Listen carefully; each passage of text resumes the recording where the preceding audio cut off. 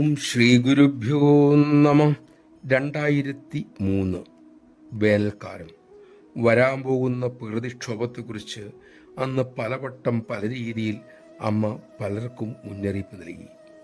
ഒരിക്കൽ അമ്മ നൊമ്പരപ്പെടും വിധം പറഞ്ഞു, ആർക്കും ഒന്നും ചെയ്യാനാവില്ല. അപ്പോൾ ആ ദുരിതത്തെ തടുക്കാനും കഴിയില്ല. മക്കൾ പ്രാർത്ഥിക്കുക, സത്കർമ്മങ്ങൾ നിരന്തരം ചെയ്യുക, കൃപ എല്ലാവരെയും രക്ഷിക്കട്ടെ. അമ്മയുടെ ഈ മുന്നറിയിപ്പ് മക്കൾ അവരുടെ മനോതലത്തിനും ബുദ്ധിക്കും അനുസരിച്ച് വിവരിച്ചു സ്വീകരിച്ചു. ചിലർ ഓഹരി കമ്പോളത്തിലെ പണം തിരിച്ചു പിടിച്ച് സ്വർണമാക്കി മാറ്റി. ചിലരാകട്ടെ താമസിച്ചിരുന്ന സ്ഥലം വിട്ട് കൂടുതൽ സുരക്ഷിതമെന്ന് കരുതിയിടത്തേക്ക് താമസം മാറ്റി. ഭക്തന്മാരായ മക്കളിൽ ചിലർ അമ്മയ്ക്കരികിലാണ് സുരക്ഷിതത്വം എന്നുറപ്പിച്ച് അനന്തപുരിയിലുമെത്തി. പിന്നീട് നടന്നത് ചരിത്രം. സുനാമി കടൽക്കരയിൽ മരണനൃത്തമാടി.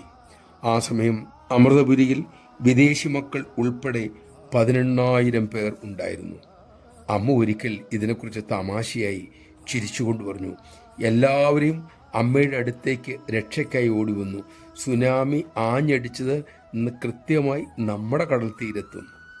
പക്ഷേ അമ്മയുടെ ആ കവചത്തിൽ, ആ ദേവീ കവചത്തിൽ മക്കളെല്ലാം സുരക്ഷിതരായി എന്നു മാത്രമല്ല, മറ്റുള്ളവർക്ക് സുരക്ഷ ഒരുക്കുകയും ചെയ്തു. അമ്മയുടെ കറയറ്റ പ്രേമം ആയിരക്കണക്കിന് മക്കളിലൂടെ ദുരിതബാധിതരുടെ കണ്ണീരൊപ്പി വയറു നിറച്ചു. നമഃശിവായ. സുരക്ഷിതത്വം ജഗദീശ്വരിയുടെ മടിത്തട്ടിൽ മാത്രമാണ്. അത് ഉള്ളിലുറപ്പിക്കാൻ നമുക്ക് കഴിയട്ടെ. നാം ആ അമ്മയുടെ മടിയിലാണെന്നും അതനുസരിച്ച് ജീവിക്കണമെന്നും നമുക്ക് മറക്കാതിരിക്കാം.